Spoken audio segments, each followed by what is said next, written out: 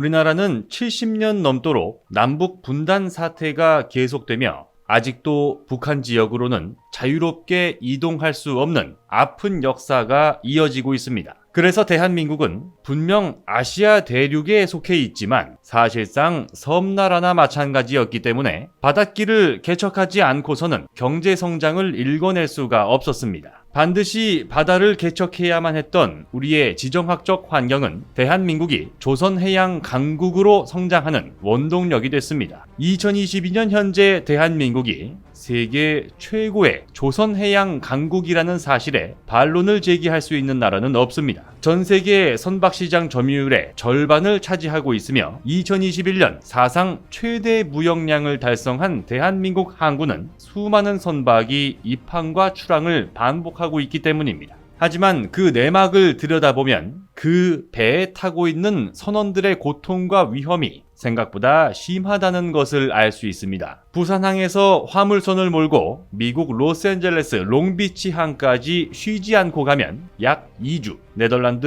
로테르담 항의 경우 약 4주가 걸리는 것으로 알려져 있는데요. 오랜 기간 동안 육지는 물론 가족과 사회로부터 격리된다는 심리적인 고통뿐만 아니라 각종 해양 사고나 위급 상황이 발생할 경우 제때 구호 조치가 이루어지지 않아 심각한 피해를 입는 경우도 많기 때문입니다. 그래서 배를 타는 일은 점점 사람들로부터 외면받는 직업이 되고 있는데요. 이것이 조선해양강국 대한민국에 닥치게 될 잠재적인 리스크가 될 수 있다는 지적입니다. 그래서 우리나라를 포함한 해양 선도국들이 앞다퉈 기술 개발 경쟁에 나선 분야가 바로 자율주행 선박입니다. 국제해사기구에서는 선박 자율주행 기준을 총 4단계로 분류했는데 3단계와 4단계는 사람이 탑승하지 않고도 원격 운항이나 완전 자율 운항이 가능한 수준입니다. 그러나 바다는 육지처럼 조밀하게 통신망을 설치하는 것이 현재로서는 불가능하기 때문에 차량 자율주행 기술보다 선박 자율운항 기술이 더 어려운 것이 현실입니다. 그런데 지난 2022년 1월 일본 해운업체인 미쓰이 OSK 라인에서 사람이 아예 타지 않은 선박 자율운항에 성공했다는 소식이 들려왔습니다. 일본은 1990년대 글로벌 조선업 패권을 두고 한국과 라이벌 관계에 있었지만 2000년대 이후 도태되며 3위권으로 밀려났다는 평가를 받고 있는데요. 이번에 세계 최초 자율운행에 성공했다는 소식을 대대적으로 홍보하고 나섰습니다. 하지만 완전 자율운항에 성공했다고 하는 배는 컨테이너를 겨우 194개 실을 수 있는 소형 선박입니다. 2만 개 이상 싣는 대형 컨테이너선의 100분의 1 수준인 겁니다. 게다가 298km의 바닷길을 운항했다고 하지만 육지와 멀지 않은 가까운 바다였습니다. 그런데 2022년 5월 현대중공업그룹의 자율운항 기술이 세계 최초로 태평양을 건넜습니다. 보도자료에 따르면 미국 텍사스를 출발해 부분 자율운항하던 초대형 LNG 운반선 프리즘 커리지호는 파나마 운하를 통과한 뒤 태평양으로 진출해 약 1만 킬로미터가량 완전 자율운항에 성공했습니다. 일본 미쓰이 OSK 라인과 비교했을 때 자율운항 거리가 30배 이상 긴 것뿐만 아니라 초소형 컨테이너선이 아닌 초대형 액화천연가스 운반선이 육지 근처가 아닌 태평양을 16일 동안 가로지르는 자율운행 기술을 선보인 건데요. 현대중공업 그룹 측에 따르면 100여 차례 이상 충돌 위험이 있었으나 모두 회피하며 무사히 충남 보령 LNG 터미널에 도착한 것으로 전해졌습니다. 화려한 부활을 시도하는 일본 조선업계의 도전은 어쩌면 한국에게 위협이 될지도 모를 일입니다. 그러나 한국 조선업계는 2022년 1분기 수주 점유율 49.7%로 역사상 최고 기록을 경신하고 있습니다. 한국에 대한 일본의 도전이 위협이 되기보다는 한국의 추가적인 성장을 자극하는 기폭제 정도의 선에서 충분히 그 역할을 할 수 있을 것으로 기대됩니다.